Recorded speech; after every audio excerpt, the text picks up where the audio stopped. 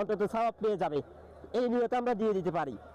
তাইলে এমনভাবে খুলবো, যদি প্যান্ট টাইট হয় কি করে ফেলবো, কেটে ফেলবো। আর যদি রুসে ধরে নর্মালি দেখা যাচ্ছে আমাদের এই কাপড়গুলো একটু পাতলা বা কি আছে নরম, আমরা টেনে খুলে ফেলতে পারবো, সেটা আলাদা বিষয়। যদি খুলতে না পারেন তাইলে টাইট কোনো কাপড় হইলে কি করবো, আমরা সেলাই বরাবর কাটবো, সেলাই বরাবরে।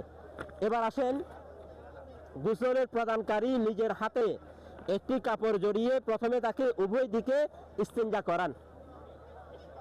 এনাকে কি করতে হবে, উভয় দিকে অর্থাৎ সামনে এবং পিছনের অংশে